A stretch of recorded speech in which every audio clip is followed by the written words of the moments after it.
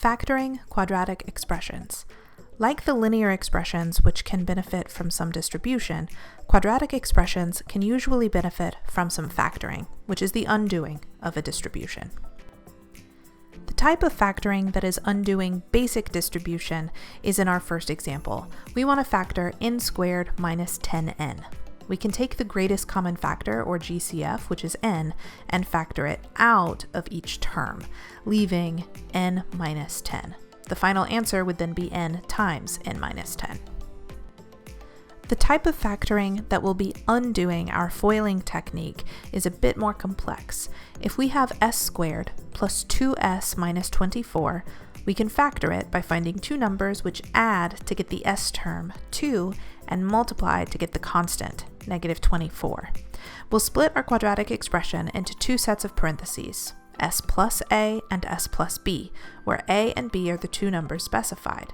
It looks like positive 6 and negative 4 will give us what we need. So our answer should be s plus 6 times s minus 4. We can check our answer by foiling and combining like terms. This method becomes even more complex if the coefficient on the squared term is anything besides 1. Say we want to factor 3x squared plus 5x minus 2. We'll have to use what's called the AC method, based on the representation of quadratic expressions as ax squared plus bx plus c. Multiply a and c, in this case it's negative 6, and find two numbers which multiply to get ac and add to get b. This is similar to the process we did before, but we only needed our numbers to multiply to get c. In this example, positive 6 and negative 1 will add to get positive 5 and multiply to get negative 6.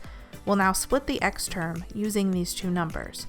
We should write out 3x squared plus 6x minus 1x minus 2. Now that we have four terms, we should use a factoring method called grouping. We'll group the first two terms and factor out the GCF, 3x, from the first group, leaving x plus 2 in parentheses.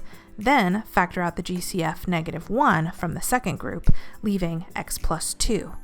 You now have two groups with the common factor of x plus 2, which you can factor out of each group.